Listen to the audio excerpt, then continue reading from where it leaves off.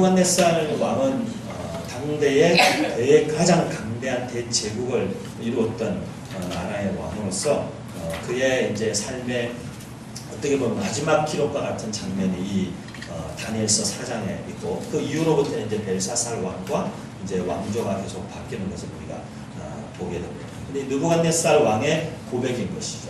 느부갓네살 왕이 다시 한 꿈을 꾸었는데 그 꿈의 내용이 좀 또 심상치 않은 거예요. 여러분 중에 혹시 꿈의 내용이 항상 심상치 않은 분들 있을 수 있는데, 그런 분들은 좀 이렇게 저를 만나시든지 함께 만나서 그 꿈의 내용에 대해서 좀 이렇게 기도해 보거나 고민해 볼 필요가 있어요. 그래서 꿈을 자주 꾸지 않는데 좀 이렇게 심상치 않은 내용의 꿈을 꿀 때는 그래도 여러분 이렇게 하나님께 좀 물어보거나 그 꿈의 내용에 대해서 고민해 볼 필요가 있어요. 근데 느부갓네살 왕이 꿈을 꿨는데 심상치 않은 거예요. 이번에도 술객과 박수와 또 점 보는 사람들을 다 불러 모았어요. 불러 모았는데 그 사람들에게 느부갓네살 왕이 지난번에 한번 이제 케이스가 있으니까 꿈을 얘기 안 해줬다면 또 답답한 일이 생길 것 같으니까 꿈을 다 얘기해 줬어요. 내가 꿈을 꿨다. 근데 한 나무가 땅에서부터 자랐는데 하늘에까지 닿았다. 그 나무가 하늘에까지 그렇게 높이 자라서 닿았고, 그 잎사귀가 너무나 무성하고 열매는 온 세상 만민이 다 먹을 수 있을 만큼 풍성한 열매가 맺혔다. 짐승도 사람도 다 그 그늘에 깃들 수 있고, 새들도 그 나무에 와서 막 차서 그 나무에 깃들어 있는 모습들을 보고 있는데, 갑자기 하늘에서, 여기 보면 감찰자라고 했는데 순찰하는 자, 하늘에서 한 메신저가 와서 한마디를 했다는 거예요. 저 나무를 베가지고 잎사귀도 다 털어내고 나무를 그루터기만 남게 다 베버려라. 그리고는 그 그루터기조차도 놋과 세 줄로 묶어가지고 들판에다가 묶어놔서 이슬도 다 맞게 하고 그렇게 하라. 이제 그런 꿈을 꾼 것이에요. 역시 이 박수와 무당들이 평소에 이렇게 사기 쳐먹고 있던 이 영빨 없는 애들이 해석을 못하니까 역시 다시 다니엘을 불러들인 것이에요. 다니엘에게 이게 무슨 뜻이냐? 너만이 이것을 정말 알 수 있겠구나. 다니엘이 그 이야기를 듣고 너무나 가슴이 떨린 거지. 이런 엄청난 일은 진짜 이 세상에 누구에게 일어날 수 있을까? 다니엘이 왕에게는 이 일이 제발 일어나지 않기를 제가 바랍니다. 그렇게 말하고는 그 꿈의 해석을 해줍니다. 꿈의 해석을 해주면서 이거는 왕이 앞으로 어떤 일을 당하게 될 것이다. 그 일을 사실은 보여주는 것입니다. 하지만 이 일에 있어서 저는 왕이 이 일을 당하기를 원치 않고 27절에 보면 그렇게 얘기합니다. 왕이여 공의를 행함으로 죄를 사하시고 가난한 자를 긍휼히 여기심으로 죄악을 사하십시오. 그리하면 혹시 하나님이 왕에게 평안함을 계속해서 주실지 모릅니다. 그렇게 권면했습니다. 그런데 느부갓네살이 28절에 이 모든 일이 결국에는 나에게 다 일어났다. 이렇게 말하고 있습니다. 오늘 우리가 읽은 본문 29절에 12달이 지난 후에 내가 바벨론의 왕궁 위에서 거닐고 있을 때 그렇게 표현했습니다. 바벨론의 왕궁이라고 하면 그때 당시에 최강대국의 바벨론의 왕궁 지붕 꼭대기. 여기 보니까 꼭대기, 높은 곳, 왕궁 꼭대기 되게 위험한 것 같아요. 다윗도 그 왕궁 지붕을 거닐다가 괜히 이혼 여자가 목욕하는 걸 봐가지고 넘어졌는데, 이 왕궁 지붕 꼭대기에서 무슨 생각을 하는가? 이제 보니까 인간이 보면은 고생하고 어려운 일이 있을 때보다는 잘되고 성공하고 성취감에 차고 있을 때가 더 위험한 거예요.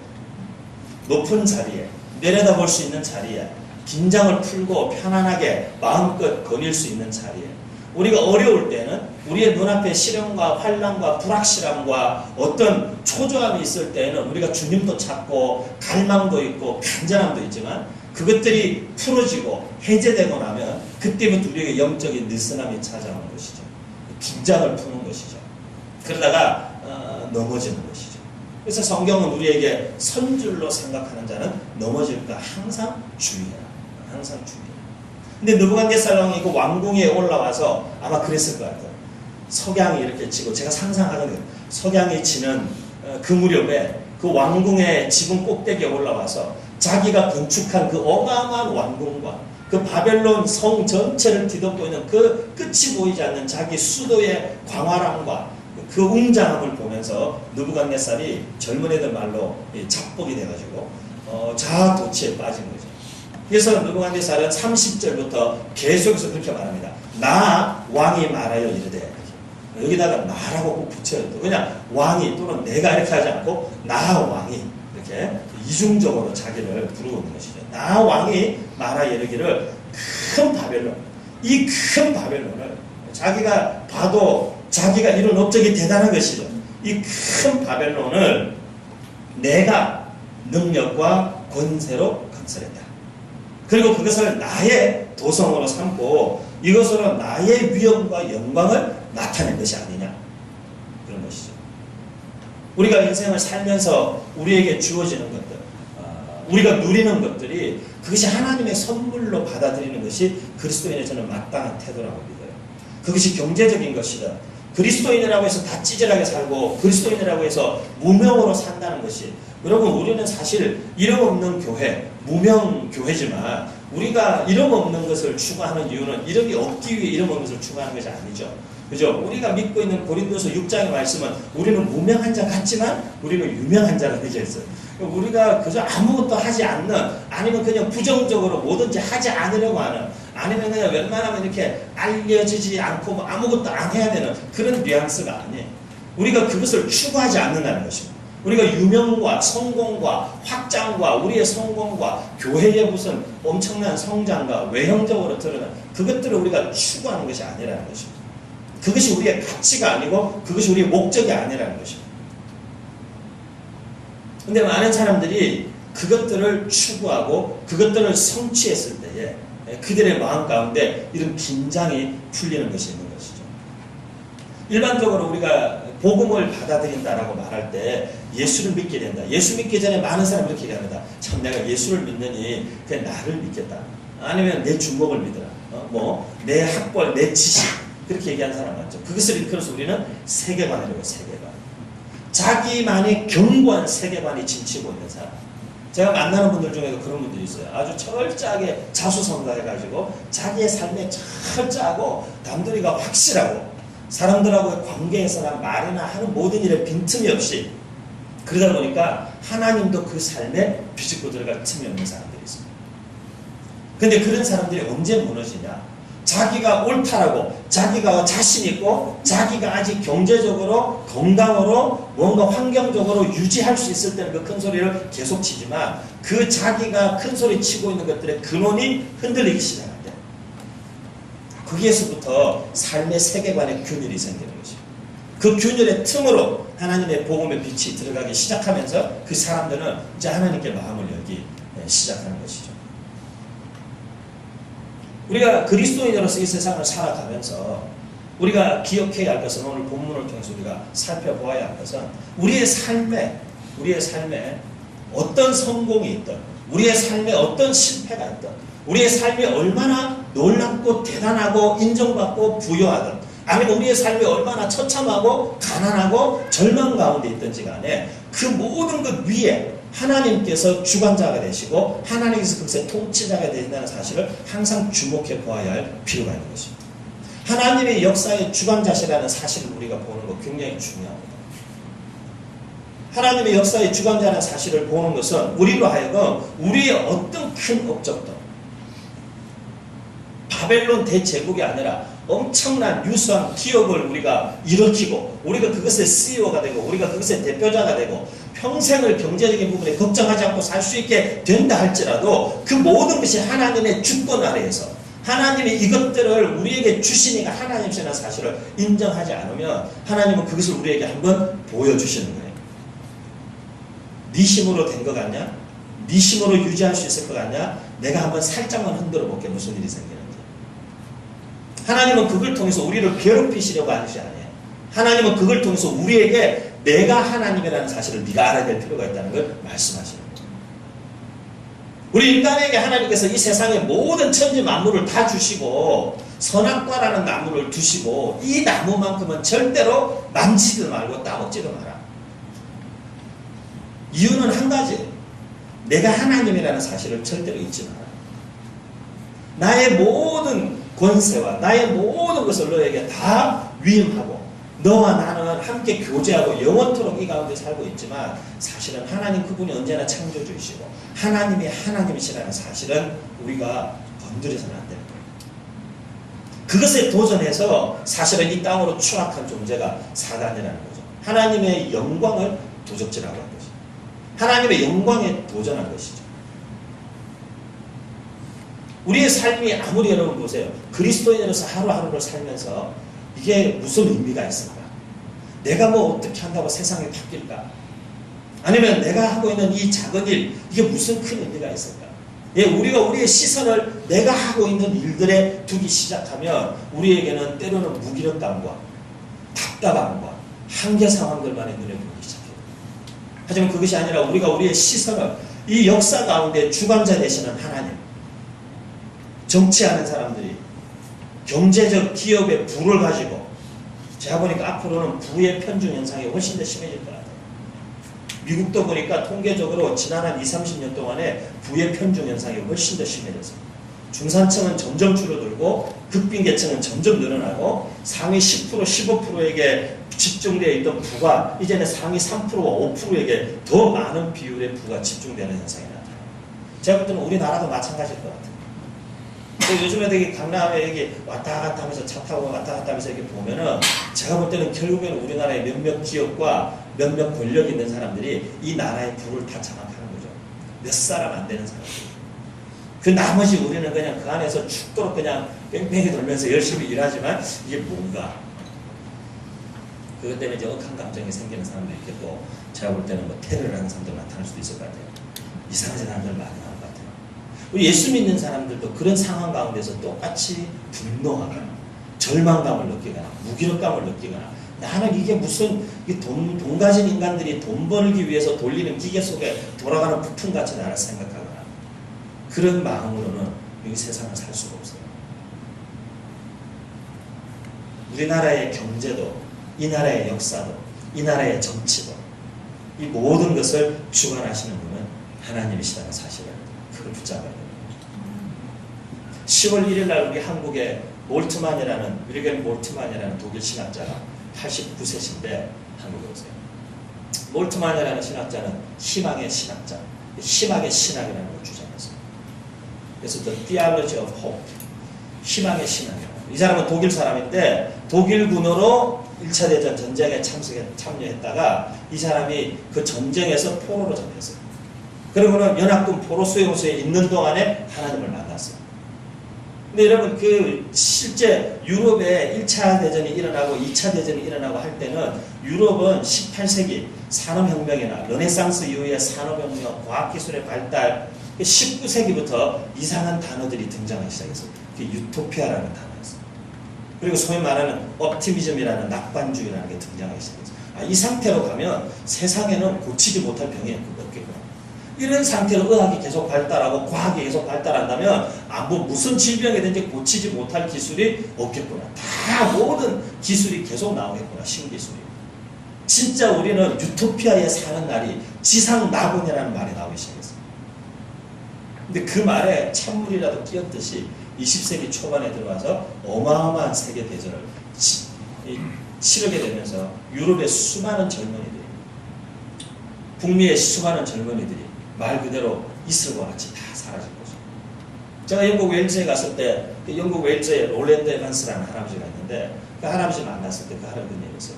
영국의 영적 부흥이 1904년도에 일어났을 때 1904년도 영적 대부흥 운동에 주도했던 그룹들이 10대 초반이거나 되게 어린 제너레이션들이었는데 그 제너레이션들이 영국 부흥 운동의 지속적인 견인차 역할을 하지 못했던 것은 이 1차 세계대전이라는 이런 역사적인 비극 때문입니다.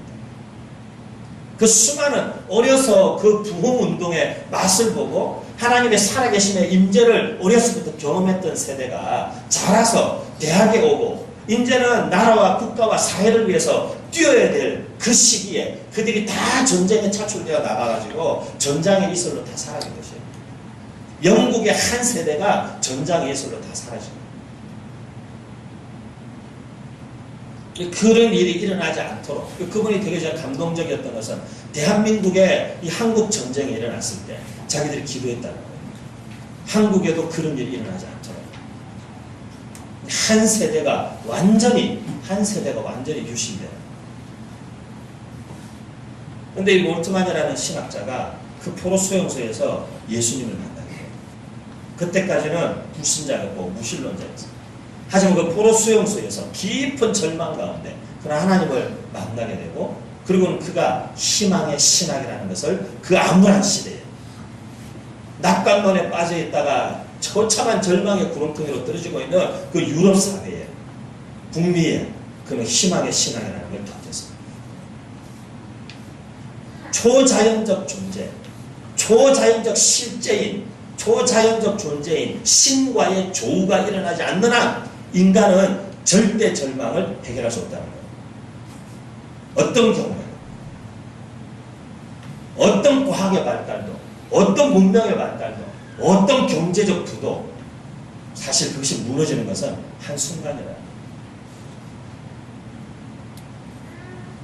역사의 주관자가 하나님이시고 그 역사 가운데 여전히 살아서 움직이시는 하나님을, 그 하나님께 우리의 시선을 계속해서 집중하지 않으면 우리는 우리의 삶, 환경, 나 개인의 문제, 나의 이 좁고 작은, 어쩌면 이 지구상에 티끌같이 보이지도 않을 그런 나의 삶의 바운더리의 문제만 우리의 시선이 온통 거기에 집중되어져서 우리는 아둥바둥 절망했다가 또 뭐 희망을 가졌다가 이렇게 뭐 잘 되는 것 같았다가 기분이 좋았다가 또 그냥 한숨을 쉬었다가 내 삶의 바운더리에 일어나고 있는 어쩌면 티끌 같고 먼지 같은 보이지도 않는, 실제로 무슨 세계 역사에 대단한 영향을 미치거나 내 인생에 큰 영향을 미치지도 않을 그런 것들에 우리가 일희일비하는 일이 우리의 삶에 있는 것이죠.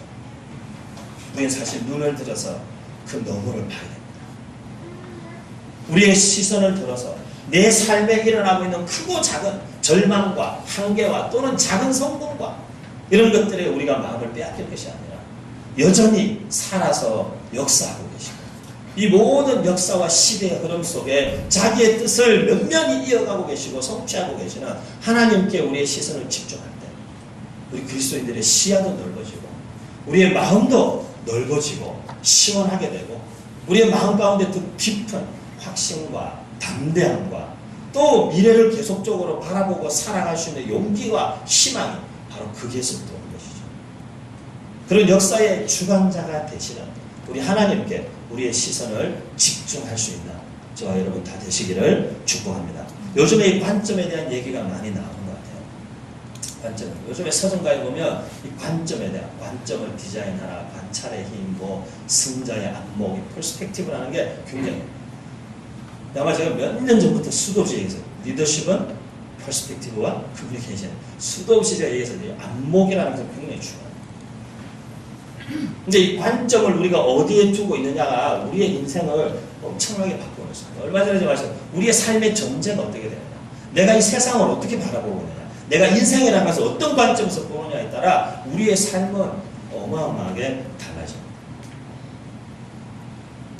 최근에 그 얀치 체이스라는 그 프라그 디자인이라는 그 회사의 이 크리에이티브 디렉터로 있는 사람, 이 사람이 책을 우리나라에 냈어요. 근데 그 관찰의 힘이라는 책을 냈는데 그 책에서 이 사람이 이 세상에 비즈니스적으로 바라보면 우리는 70억 개의 관점을 날마다 연구하고 그 관점의 변화에 적응해야 된다는 거예요. 왜냐하면 이 세상에 70억이 넘는 인구가 존재하기 때문에 그 70억이 넘는 인구들은 각자가 다 자기 나름의 독특한 관점과 기호를 갖고 있기 때문에 비즈니스 하는 사람들이 어떤 제품을 하나 디자인할 때에도 70억 개의 관점에 대해서 고려해야 된다는 것입니다. 우리는 어떤지 모르겠어요. 우리의 삶의 관점이라는 게 우리는 너무 이렇게 편협해가지고 당장 내 눈앞에 붙잡히는 내 눈에 보이는 내 육신적 시야에 보이는 그것에 우리의 시선을 온통 빼앗겨서 그 너머에 보이는 역사를 주관하고 움직이시는 하나님을 우리가 보지 못하고 묻히게 되는, 그리고 쉽게 절망하고 주저앉아 포기하게 되는, 오늘 우리의 눈을 들어서 역사의 주관대 되신 하나님을 바라보고 하나님의 관점이라는 토비 테니의 책이 있는데 기회가 되면 한번 또 읽어보세요. 우리의 인생과 우리의 삶의 모든 문제를 하나님의 관점으로 한번 다시 바라보거든요. 하나님의 역사의 주관자시라면 그 하나님의 형상대로 지음받은 인간은 누구인가? 그 인간은 역사의 주체인 것입니다. 하나님은 하나님의 사람을 통해서 이 시대를 이끌어가고 계세요.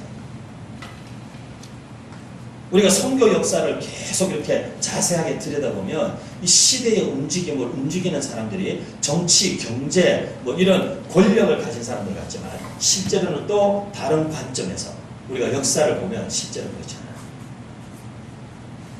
실제로 우리가 하나님의 관점에서 세계 역사를 보면 세계 역사를 움직여 나가는 사람들은 소수의 하나님의 마음을 품고 그 시대를 눈물로 끌어안고 기도하는 사람들이 시대를 움직입니다. 뭐 예를 들면 구소련 연방이 다 해체되고 무너질 때에도 고르바초프라는 대단한 한 사람의 개혁자가 나와서 페레스트로이카를 하고 그래서 다 개혁을 뭐 탑다운 방식의 개혁을 하고 그렇게 해서 동구권에 다 냉전시대에 종식이고 그렇게 한 것 같지만 그 배후에는 엄청난 하나님의 사람들의 기도가 있었어요. 이 냉전시대를 종식시키고 하나님의 복음이 얼어붙은 시베리아 땅에도 저 얼어붙은 동구권에도 하나님의 복음의 계절, 봄의 계절이 오기를 기도했던 수많은 하나님의 사람들의 기도와 핏뿌림과 거기에는 그들의 헌신이 있었어요. 역사의 흐름을 잘 놓고 보면 세상의 권력을 잡은 사람들이 그것을 주도하는 것 같지만 사실은 역사의 주관자가 하나님이십니다. 그 하나님의 마음을 가지고 그 하나님의 권위와 권세를 자각하고 깨달은 하나님의 사람들이 시대와 역사를 주도하는 것입니다. 통일에 대한 얘기를 많이 하는 편이지만 마찬가지예요. 제가 칼럼에도 썼지만 통일 정치적으로 사실 불가능합니다. 저는 호황되게 통일에 대한 사람들에게 기대나 불러일으키고 다니는 그런 사람 아니에요. 저는 통일에 대한 강의 시작할 때마다 통일 왜 해야 되는가 꼭 묻고 답합니다. 그 통일 되기는 되는 건가? 아니요. 불가능합니다. 제가 볼 때는 불가능하다고 생각했습니다. 통일이 무슨 수로 됩니까? 생각해보세요. 중국이 통일을 안 원하면 통일을 할 수 있는 길이 없어요. 이번 여름에도 중국 가서 다 보고 다녔지만 중국은 북한에 들어갈 수 있는 만반의 준비를 다 갖춰가고 있어요. 우리나라 KTX가 시속 300km로 달리는데 중국에 360km로 달리는 고속전차가 있어요.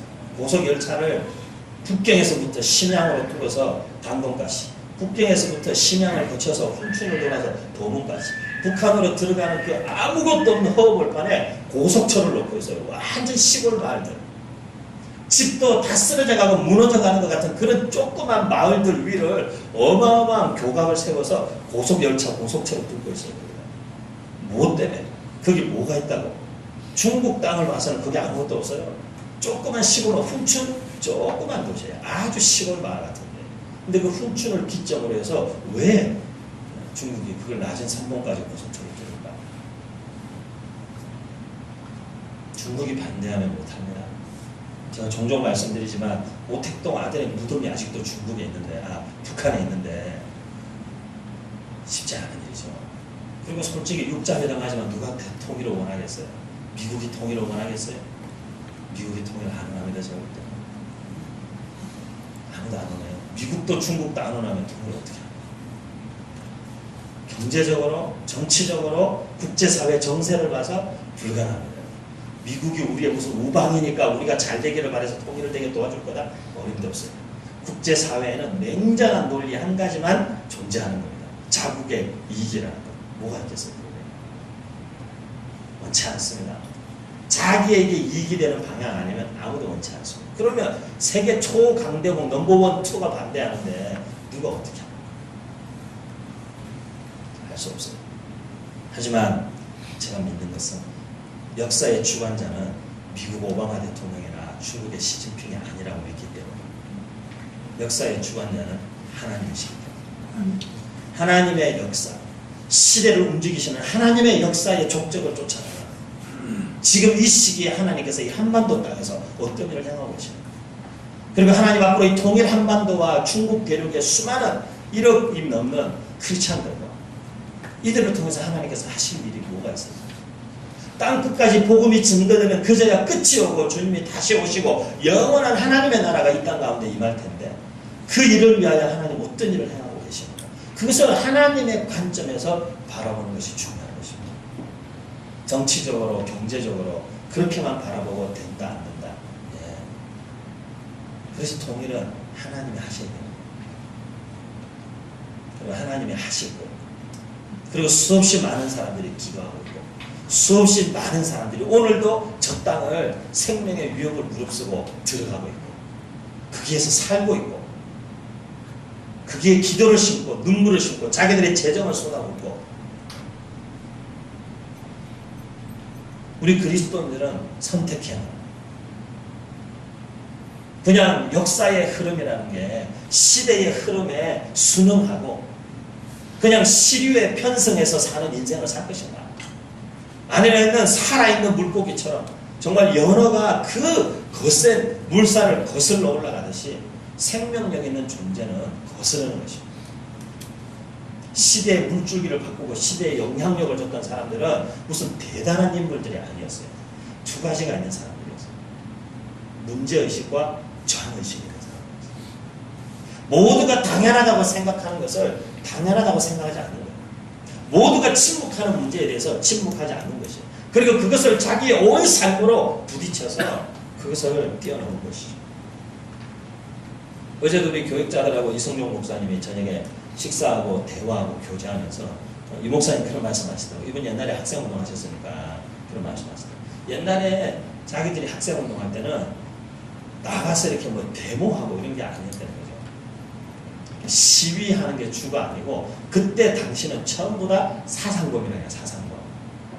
사상범들은 아예 수용도 따로 하는 거예요. 격리. 다른 사람한테 물들일까 봐서. 근데 요즘 시대는 무슨 운동한다는 사람들이 다 사상범이 아니라 전부 다 경범죄, 폭력 이런 걸로 잡혀 들어간다는 거예요. 주먹질하는 게 시대에 저항하는 게 아니라 시대를 거스를 수 있는 정신이 그들에게서 나와야 되는데 지금 시대 우리 젊은 친구들을 봐도 그래요. 정신은 없어요. 뭔가 이렇게 못마땅하고 불편하니까 소리는 꽥꽥 지르는데 정신은 없는 거예요. 그게 자기의 온 삶을 다 던져서 그걸 자기의 인생으로 거기서 한가하고 막 부딪히는 그럴 만큼의 강한 사상적 동기부여도 없고 사실 없는 거죠. 근데 우리 그리스도인들이 우리 시대에 하나님의 사람으로 한 시대를 살아간다는 건 뭔가? 그것은 우리가 사는 시대에 거기에 하나님의 공의와 하나님의 긍휼이 온전히 드러나지 못하는 곳에 우리의 삶을 내던져서 그걸 우리의 삶으로 온통 맞부딪혀서 내 몸이 산산조각이 나는 한에 있더라도 그 길을 가야만 되고 그걸 버텨야만 되고 그것을 변화시키고 바꿔야만 되는 게 그리스도의 삶이라는 거예요. 이게 되게 알고 보면 심플하고 역사의 주관자 하나님, 역사의 주체자 하나님의 사람, 역사적 책임이라는 것은 하나님의 사람의 사명입니다. 젊은이들이 자기들의 비전, 진로, 뭘 해야 될지 고민 되게 많이 합니다. 사실 굉장히 쉬운 문제예요.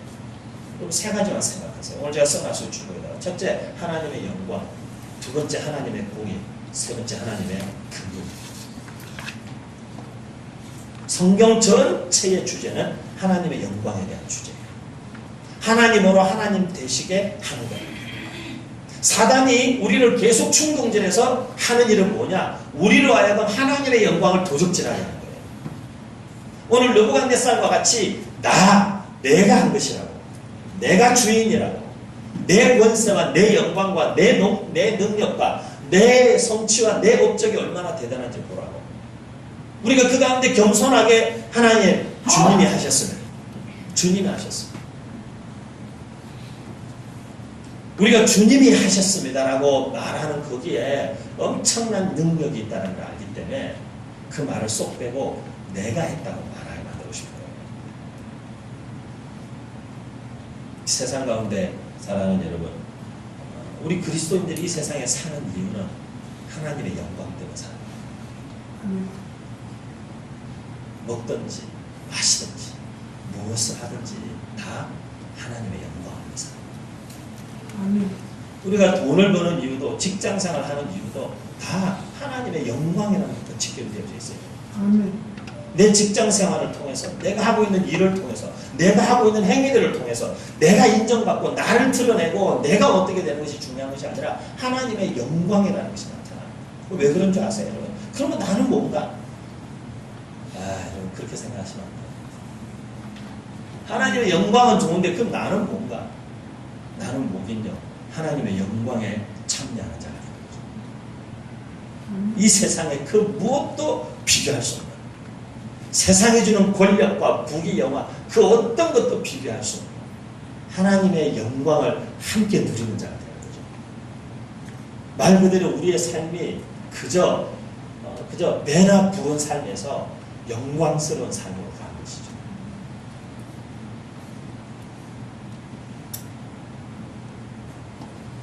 어제 이 목사님 그런 말씀하셨는데 되게 이렇게 뭐랄까요? 되게 단순하지만 되게 심플하지만 특별한 경찰력이라고 생각해요. 돈이 많은 사람은 부자가 아니라고. 돈이 많은 사람은 돈이 많은 거라고. 부자는 부자처럼 사는 사람이 부자.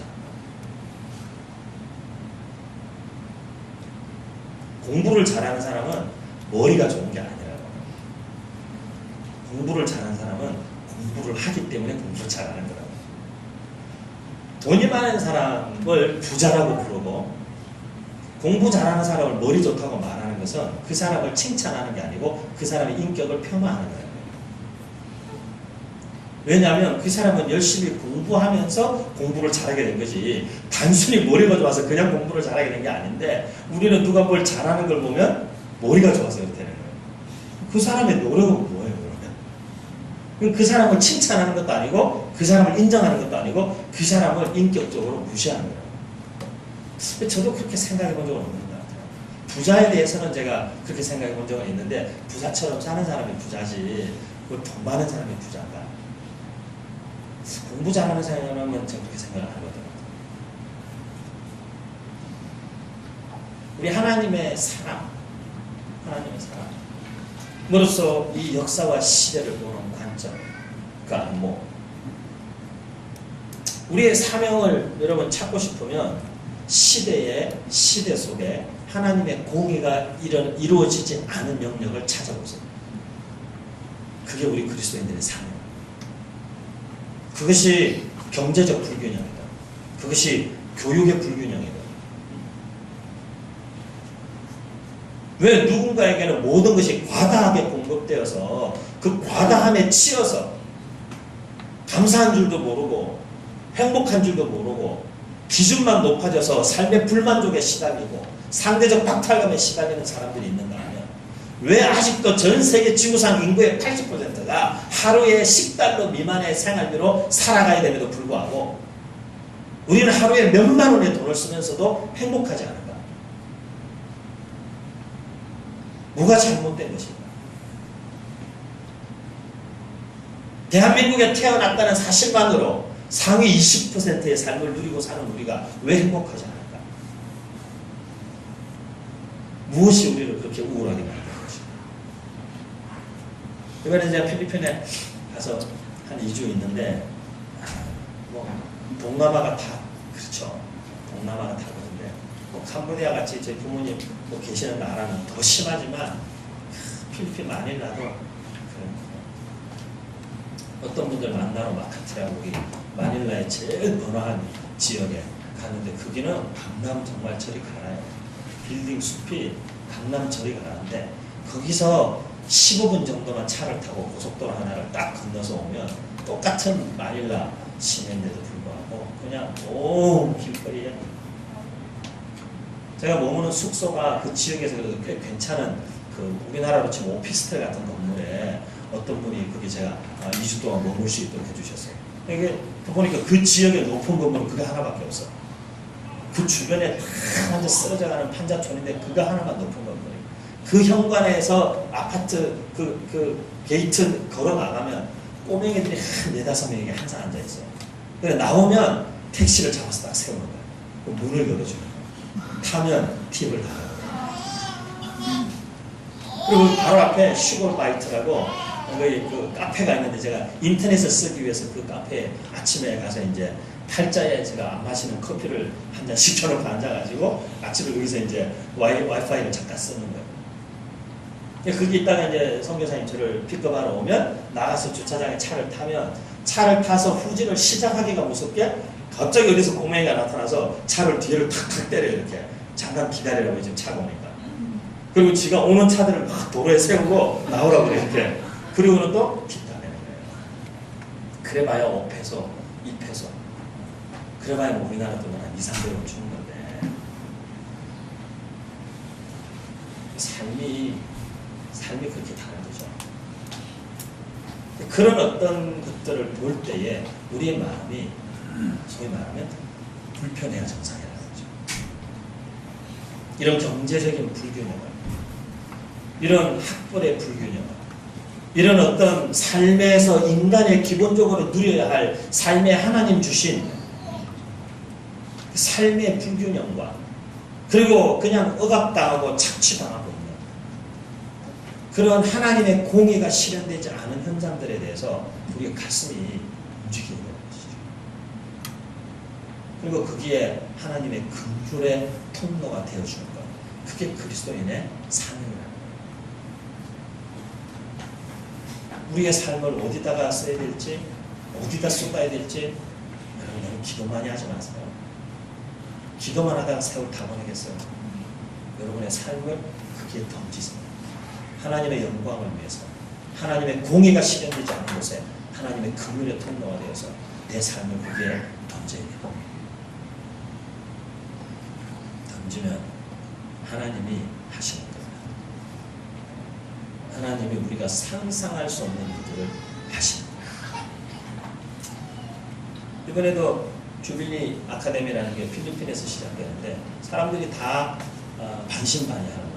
도대체 왜 탈북 세터민 청년들을 위한 아카데미를 필리핀에서 할까? 근데 보니까 제가 가서 직접 그 아이들 거기서 만나고 필리핀이라는 걸 겪어보니까 이유가 있어요. 한국에 있는 우리 조선 청년들의 70%가 다 한국을 떠나고 싶어요. 근데 그 필리핀이라는 데 가니까 좀 달라요. 일단 기본적으로 필리핀이 싱가포르에는 싱글리시가 있고 한국에는 콩글리시가 있고 필리핀에는 가니까 따글리시가 있더라고요. 따갈로그 액센트에 영어를 붙여서 하는 상당히 알아듣기 힘든, 발음하기도 힘들고 알아듣기도 힘든 영어를 하는데 그럼에도 불구하고 어쨌든 영어권이에요. 그러니까 우습지만 영어권이에요. 필리핀 무시할 나라가 아니더라고요. 경제 성장률이 30%대 넘더라고요. 경제 성장률 30%대 넘는 나라는 지구상에 아마 한두 개밖에 없을 거예요. 엄청나게 급속도로 바뀌고 있더라고요. 근데 거기 가서 이렇게 쉽지 않았지만 우리 조선 청년들이 거기 가서 보니까 그래도 자신감을 많이 배우게 1대1로 영어 튜터를 붙여가지고 영어도 아침 오전 시간 내 영어 배우고 오후에는 이제 같이 모여가지고 역사의식, 민족의식, 신앙의 기본기 이런 강의들을 강사들이 다 자비량으로, 저도 자비량으로 가서 와가지고 일주일씩 강의해 주는 거예요. 미국에서 곳곳에서 강사들이 다 자비량으로 와서 청년들 몇 사람을 가르치기 위해서 다 가는 거예요. 3개월 동안 가르치는 강사들 12명. 오전에는 영어 선생님이 붙어가지고 1대1로 가르쳐요. 저녁에는 같이 기도하고 예배하고 그리고 선교사님과 같이 한 집에 살면서 공동체 생활을 경험하고 그러니까 아주 특수한 분위기.